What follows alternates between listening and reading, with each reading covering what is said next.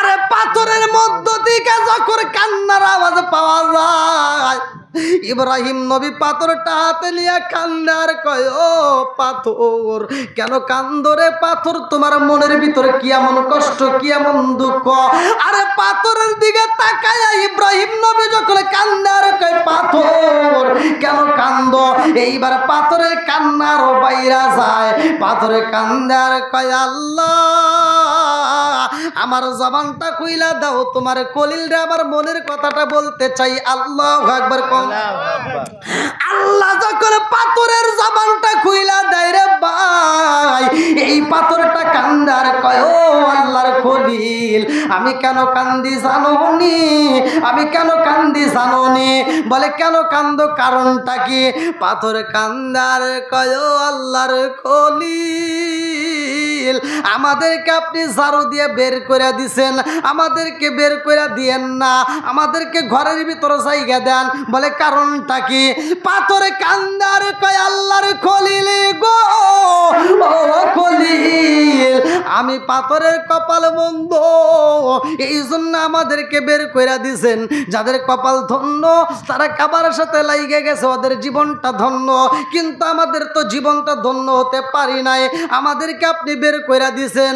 ইব্রাহিম নবী ডাক দিয়া কয়, পাথর যেই কাজের প্রয়োজন ছিল কাজ তো হয়ে গেছে। পাথরগুলো কান্দার কয়, ও খলিল আমরা কেন কান্দি জানেননি? একটা ঘটনা আমি সংক্ষিপ্ত করে মূল পয়েন্টটা বইলা যায়। হাজেরার গর্ভে একটা সন্তান আসে রে ভাই।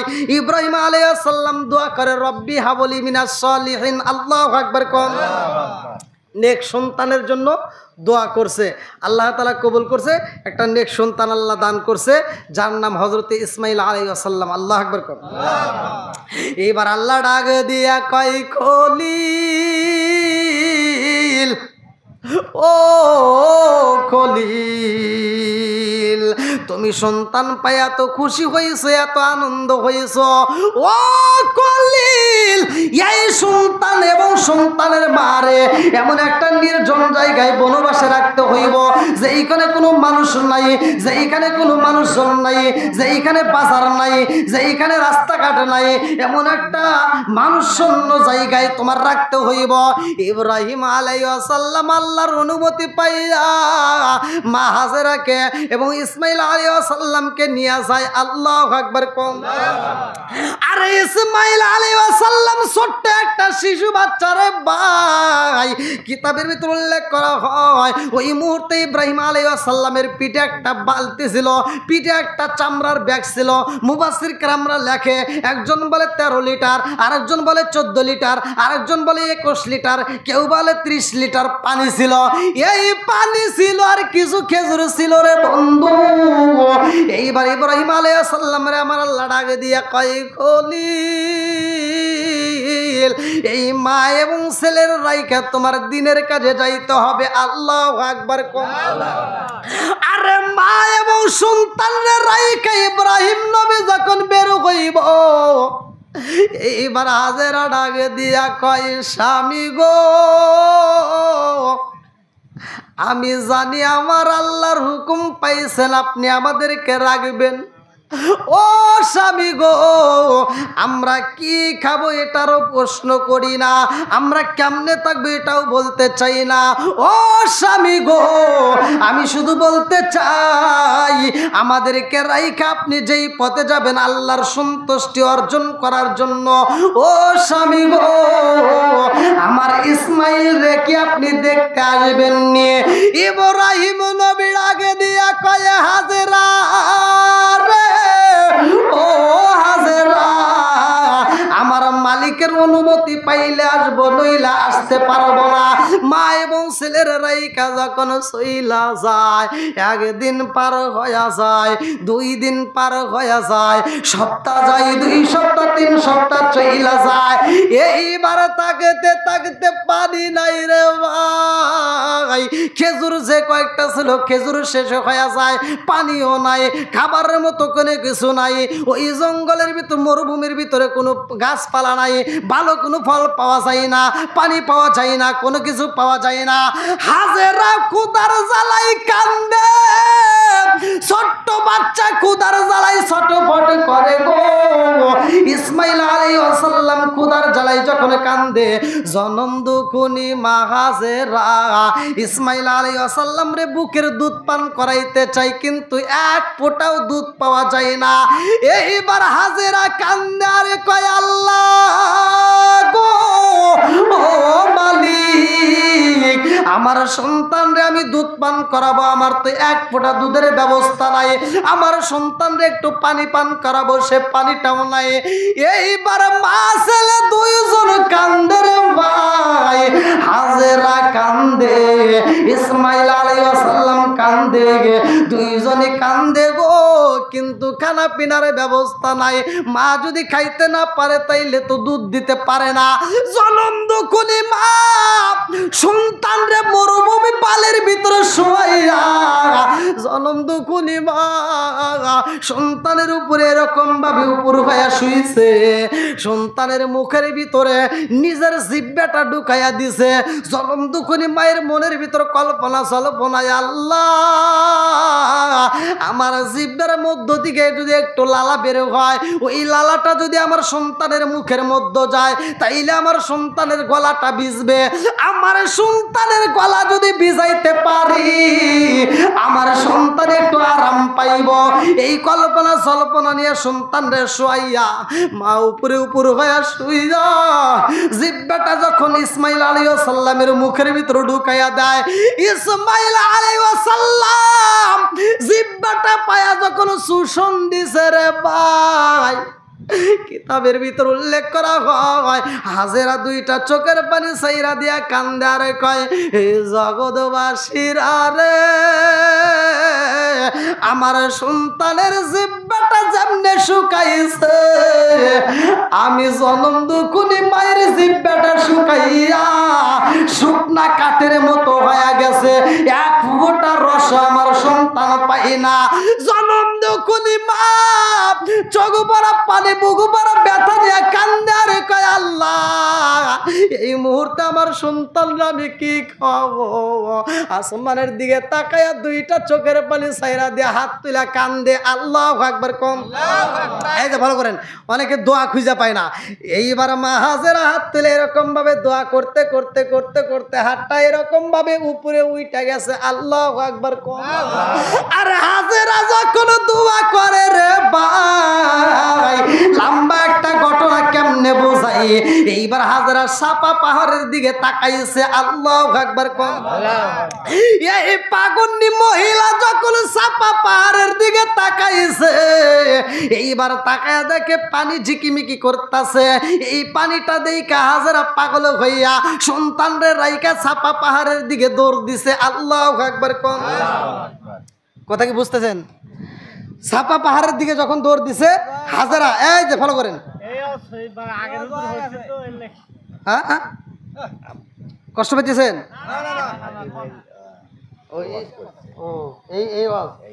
আমি তো জানি না, হ্যাঁ তা আপনারা বলবেন না। সাপা পাহাড়ের দিকে যখন যায় এরকম ভাবে আসলটা ঝুলিয়ে দিছে, তোর মারছে পানি দেখে যখন যাচ্ছে, যাইতে যাইতে সাপা পাহাড়ে যায় দেখবেন হাজিরা যখন হজ করতে যায় তারাও 7টা দৌড় দিতে হবে, নইলে হজই কবুল হবে না। জোরে কোন সুবহানাল্লাহ। এর কারণ হলো এই পাগন্নি যখন দৌড় দিছে আল্লাহর কাছে এত মজা লাগছে, সে চাপায় যা পানি দেখছে যে ঝিকিমিকি করতেছে, যা দেখে পানি না, সেটা বালি ছিল। আল্লাহু আকবার কোন। এইবার পাগন্নি মহিলা আবার মারোয়ার দিকে যায়, মারোয়ার থেকে আবার সাপার দিকে যায়, সাপার থেকে আবার মারোয়ার দিকে যায়। এই দৃশ্য দেখে আল্লাহ ডাক দিয়া কয়, জিবরাইল আমি আল্লাহর কাছে এত মজা লাগছে গো, ও জিবরাইল সারা পৃথিবীর মানুষ যখন হজ করতে আইব এই পাগন্নি মহিলার মতো তারাও দৌড় পারবে। আল্লাহু আকবার কয়। আর এই পাগন্নি মহিলার সন্তানের পায়ের আঘাতে যে ঝর্ণা বের হয়েছে গো, পৃথিবীর সব পানির চাইতে এই পানিটার দাম কম না বেশি? সব পানি, আপনি যত পানি পান করবেন সব পানি বসে পান করা সুন্নাত। বসে পান করা কি? আর একমাত্র জমজমের পানি দাঁড়াইয়া পান করা সুন্নাত। জোরে কোন সুবহানাল্লাহ। বন্ধুরা রে আমার, এইবার এই পাহাড়ের মধ্যে একটা লম্বা একটা ঘটনা, অন্য একটা কাফেলা আসে, সেদিকেও আমি যাব না, যেহেতু আলোচনা। এইবার বড় হইলে কুরবানির একটা ঘটনা, যেহেতু আপনারা শুনছেন, আমি সংক্ষিপ্ত করে পয়েন্টটা টান দিয়ে যাব। এইবার ইসমাইল আলাইহিস সালামের পরবর্তী ঘটনা হইল খানাই কাবা নির্মাণ করা। আল্লাহু আকবার কোন। আরে বাপ বেটাকে আমার আল্লাহ এইবার অনুমতি দিল। কিতাবের ভিতর উল্লেখ করা হয়, ওয়াইদ ইয়ারফাউ ইব্রাহিমুল কওয়াইদা মিনাল বাইতি ওয়া ইসমাইল। আল্লাহু আকবার কোন। আল্লাহ বলতেছে বাপ বেটা দুজন মিলে কি করবা? খানাই কাবা নির্মাণ করবে। আল্লাহু আকবার কোন। খানাই কাবা যখন নির্মাণ করবে, পাথর আনতে হবে, পাহাড় থেকে আনে। এই এক একটা পাথর এত দামি, কিতাবের ভিতর আছে, সেই পাথরগুলো নিয়ে আসছে। বাপ বেটা যখন পাথরটা নিয়ে এরকমভাবে পাথরের সাথে বসায় দেয়, একটা পাথর আর একটা পাথরে এরকমভাবে আনজায় ধরে। সরিকন সুবহানাল্লাহ। বন্ধুরা রে আমার, ইব্রাহিম নবী যখন পাথরের উপর পাথর রাখতে রাখতে এইবার লম্বা একটা ঘর তৈরি করেছে গো। উপরে ছাদের ব্যবস্থা হয়ে যায়, রাস্তা কমপ্লিট, এইবার ছাদটাও কমপ্লিট, মেঝেও কমপ্লিট, সব কিছু সুন্দর হয়ে যায়। ইব্রাহিম নবী এইবার কাবার ভিতরে প্রবেশ করলো। আল্লাহু আকবার কোন। এইবার ইব্রাহিম নবী কাবার ভিতরে যখন প্রবেশ কইরা ঘরটা ঝাড়ু দেয় রে ভাই, এই ঘরটা পরিষ্কার কইরা যখন যতগুলো ছোটাছুটি যেই কাঠগুলো ছিল, যেই পাথরগুলো ছিল, যত ময়লা ছিল সবগুলো বাইরে বের কইরা দিয়া ঘরটা যখন পরিষ্কার কইরা পালাইছে, ইব্রাহিম নবী ঘরের ভিতরে যাইয়া এইবার বলে, ও কাবার মালিক, তোমার ঘরকে তুমি কবুল করবা। আল্লাহু আকবার কোন। এইবার আল্লাহর কাছে যখন ইব্রাহিম নবী দোয়া করে রে ভাই, এমন সময় ইব্রাহিম নবী ঘরের ভিতর থেকে কান্নার আওয়াজ পায়। ইব্রাহিম নবী যখন কান্নার আওয়াজ পাইল, এইবার ইব্রাহিম নবী দৌড়ায় বাহিরে যায়, ঘরের ভিতর থেকে বের হয়ে বাহিরে যাইয়া ইব্রাহিম নবী এইবার ডাইনে তাকায়, মানুষ নাই, বামে তাকায়, মানুষ নাই, সামনে তাকায়, মানুষ নাই। এইবার কাবার চারপাশে ঘুইরা ঘুইরা দেখে, মানুষ নাই। আল্লাহু আকবার কোন। ইব্রাহিম নবী ডাক দিয়া কয়, আল্লাহ, একটা মানুষ দেখা যায় না, অথচ কান্নার আওয়াজ পাই, কারণটা কি? আল্লাহ ডাক দিয়া কয়, খলিল, ও খলিল, তুমি কান্নার আওয়াজ পাইলে এবার তালাশ করে দেখো কে কান্দে। বলে, আল্লাহ কোনো মানুষ তো পাওয়া যায় না, ডাইনে কোনো মানুষ নাই, বামেও কোনো মানুষ নাই, চারপাশে ঘুরলাম কোনো মানুষ নাই। আল্লাহ ডাক দিয়া কয়, খলিল, তুমি যেইখানে পাথরের টুকরাগুলো পালাইছো সেইখানে যাও। এইবার ইব্রাহিম নবী সেইখানে যায় দেখে এই পাথরগুলো ভিজে গেছে, পাথর দিয়ে কান্নার আওয়াজ আসে। আল্লাহু আকবার। আরে পাথরের মধ্য থেকে যখন কান্নার আওয়াজ পাওয়া যায়, ইব্রাহিম নবী পাথরটা হাতে নিয়ে কান্দে আর কয়, ও পাথর, কেন কান্দো রে পাথর? তোমার মনের ভিতরে কি এমন কষ্ট, কি এমন দুঃখ? আরে পাথরের দিকে তাকায়া ইব্রাহিম নবী যখন কান্দে আর কয়, পাথর কেন কান্দো? এইবার পাথরের কান্নার বাইরা যায়, পাথরে কান্দে আর কয়, আল্লাহ, আমার জবানটা খুইলা দাও, তোমার কলিল রে আমার মনের কথাটা বলতে চাই। আল্লাহু আকবার কোন। আল্লাহ যখন পাথরের জবানটা খুইলা দেয় রে ভাই, এই পাথরটা কান্দার কয়, ও আল্লাহর খলিল, আমি কেন কান্দি জানোনি? আমি কেন কান্দি জানোনি? বলে, কেন কান্দো, কারণটা কি?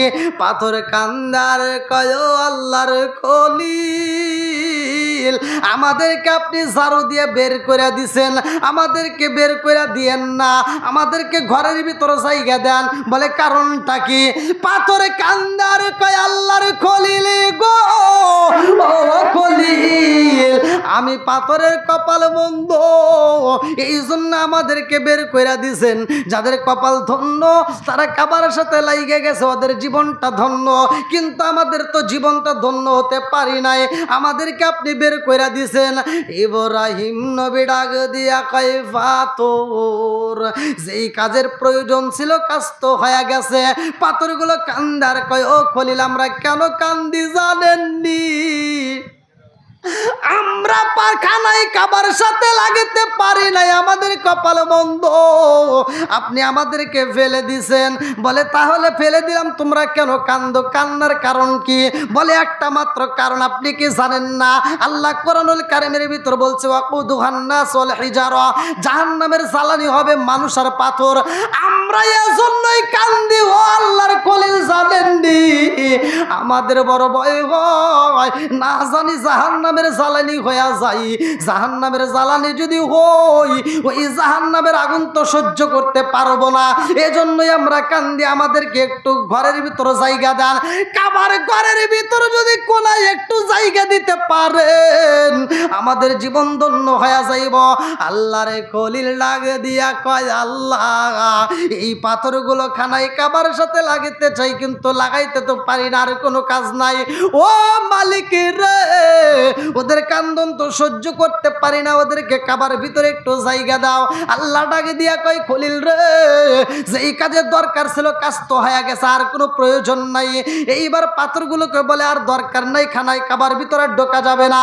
পাথরগুলো কান্দে আর কয় খলিল আমরা কাবার ভিতর যদি নাও ঢুকতে পারি, আমাদেরকে একটু বাইরের সিঁড়িতে জায়গা দেন। আল্লাহ কয় না, সেটাও কাজও হয়ে গেছে, ওখানেও আর দরকার নাই, আর লাগবে না।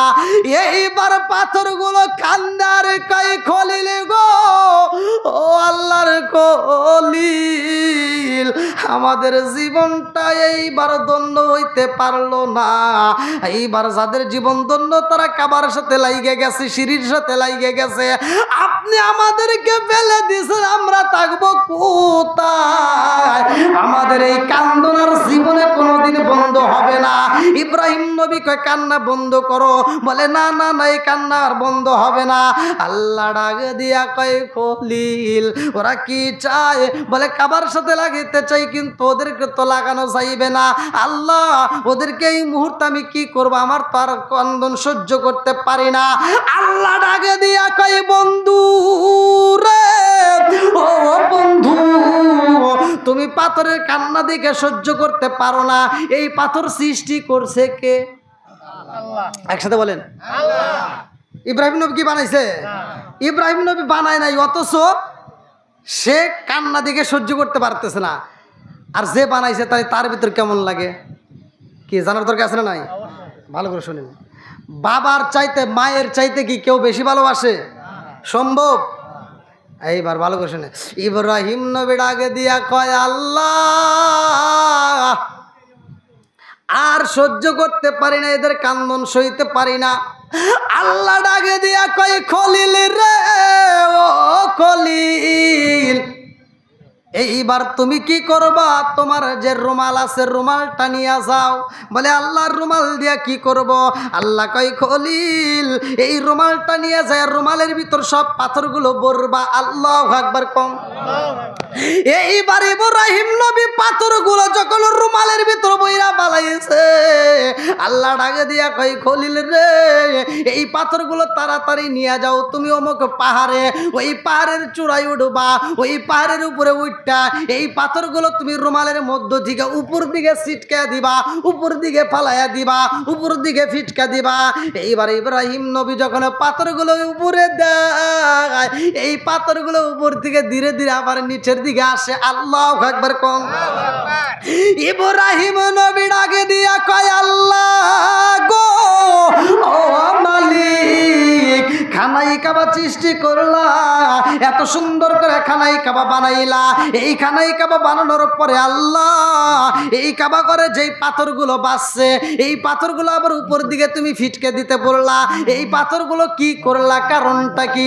আল্লাহ ডাকে দিয়া কয় খলিল এই পাথরের কান্না দেখে তুমি সহ্য করতে পারো না, তুমি তো এই পাথর বানাও নাই, পাথর বানাইছি আমি আল্লাহ। তুমি যদি পাথরের কান্না দেখে সইতে পারো না, আমি আল্লাহ কেমনে সহ্য করব? এই পাথরগুলো আমি বিফলে যাইতে দেই নাই, ওদের চোখের পানি আমি বিফলে যাইতে দেই নাই। এই জন্য এই পাথরগুলো দিয়া আমি আল্লাহ তাআলা যদিও কাবা ঘর না বানাইলাম, কিন্তু এই পাথর দিয়ে আমি আল্লাহ তাআলা মসজিদ বানাবো। জোরে জোরে কন্যা সুবহানাল্লাহ। ইব্রাহিম নবী কয়, আল্লাহ গো, এই পাথর দিয়া তুমি কেমনে মসজিদ বানাইবা? আমারে বলছো উপর দিকে পালাইতে। আমি যখন উপর দিকে দিলাম, এই পাথরগুলো তো আবার নিচের দিকে আইছে। কিছু পাথর পাহাড়ের উপরে পড়ছে, কিছু পাথর জঙ্গলে, কিছু পাথর পড়ছে পানির ভিতরে, কিছু পাথর পড়ছে সাগরে। কথা কোন ঠিক কিনা? আল্লাহ ডাক দিয়া কয়, খলিল, এই পাথরগুলো যেইখানে পড়বে সেইখানে আমি আল্লাহ মসজিদ বানাবো। জোরে জোরে কন্যা সুবহানাল্লাহ। এইবার ইব্রাহিম নবী ডাক দিয়া কয়, আল্লাহ পাহাড়ের উপরে পড়লে কি হইব? জঙ্গলের ভিতর পড়লে কি হইব? যদি পানির ভিতর পড়ে সাগরের ভিতরে কি হইব? আল্লাহ কয়, পাহাড়ের উপরে পড়লে সেখানেও আমি আল্লাহ মসজিদে বানাবো, জঙ্গলের ভিতর পড়লে সেখানেও আমি আল্লাহ মসজিদে বানাবো, যদি সাগরের মধ্যে পইরা যায় ওইখানে আমি আল্লাহ মসজিদে বানাবো। ইব্রাহিম নবী কয়, ওই সাগরের ভিতর পানির ভিতর ওই মসজিদ আবাদি করবে কে? আল্লাহ কয়, এইখানে আমি আল্লাহ ফেরেশতা দিয়ে আবাদি করব। জোরে জোরে কন্যা সুবহানাল্লাহ। এইবার যে মসজিদগুলো, যে পাথরগুলো নিশ্চয়ই এখানে একটা পড়ছে, কথা কন না কে? আল্লাহর হুকুম ছাড়া কি হয়েছে? এখানে একটা পড়ছে বিদায় একটা মসজিদ হয়েছে। এবার খানায় কাবার দাম আছে না নাই? একসাথে বলেন। পৃথিবীর বুকে সবচাইতে দামি ঘর কাবা ঘর। কথা কোন ঠিক কিনা? তাহলে এই যে কাবা ঘরের পাথরগুলো এখানে পড়ার কারণে একটা মসজিদ পাইছেন। কাল কিয়ামতের দিন সব কিছু ধ্বংস হয়ে যাবে, মসজিদ কি হবে? মসজিদও হবে, কিন্তু এই মসজিদটা এরকমভাবে ধ্বংস হবে না। এই মসজিদ একটা জায়গায় যাবে, তার মালিকের নিকটে, সেটা হলো কাবার সাথে অ্যাটাচ হয়ে যাবে। জোরে কোন সুবহানাল্লাহ। তাহলে আজকে যদি আমরা এই মসজিদটিকে নির্মাণ করি, মসজিদকে ভালোবাসি, কাবাকে নির্মাণ করা, কাবাকে ভালোবাসা, কথা কোন ঠিক কিনা? তা আমি চাই আপনারা এই ঘরটাকে নির্মাণ করার জন্য সবাই সহযোগিতা করবেন, দানের হাতটা বাড়ায় দিবেন। দেখেন পাথর, সে চোখের পানি ফালাইছে, পাথরের কান্না দেখে আল্লাহর ভিতর মায়া লাগছে, আর সেই চোখের পানি আল্লাহ বিফলে যাইতে দেয় নাই। পরে দিয়ে কী করলো? মসজিদ বানাইছে। আজকে আমরা এই মসজিদকে যদি রক্ষণাবেক্ষণ করি, আমার এই দানটা, আপনার এই দানটা খানায় কাবার সাথে লাগবে। কথা কোন ঠিক কিনা? তাহলে এটার ওসিলায় আল্লাহ জীবনের গুনাহ মাফ করতে পারে কি পারে না? একসাথে বলেন, পারে কি পারে না? কারণ আমরা যতগুলো লোক আছে, আমরা যদি সবাই মিলে উদ্যোগ নেই, এরকম একটা মসজিদ আল্লাহ ঠেকায় রাখবে না। যদি কোনো অভাব থাকে, আজকে দোয়া করব আল্লাহ গায়েবী খাজানাটা খুলে দিক, আমাদের মসজিদটাকে কবুল করুক। সবাই কোন আমিন। আরেকটু জোরে কোন আমিন। সারা বাংলাদেশে সব জায়গায় 3,80,000-এর ঊর্ধ্বে প্লাস মসজিদ তৈরি হয়ে গেছে। প্রত্যেকটা মসজিদে এখন সুন্দর, মসজিদ এখন প্রত্যেকটা জায়গায় সুন্দর। আমরা চাই আজকে আমাদের এই মসজিদটাকে আল্লাহ কবুল করুক। সবাই কোন আমিন। তাই আপনারা কোন কোন ব্যক্তি খুব দ্রুত গতিতে অল্প সময়ের মধ্যে আপনারা দান করবেন। এটা কে দিছে ভাই? 1000 টাকা দিছে হলো রাজীব।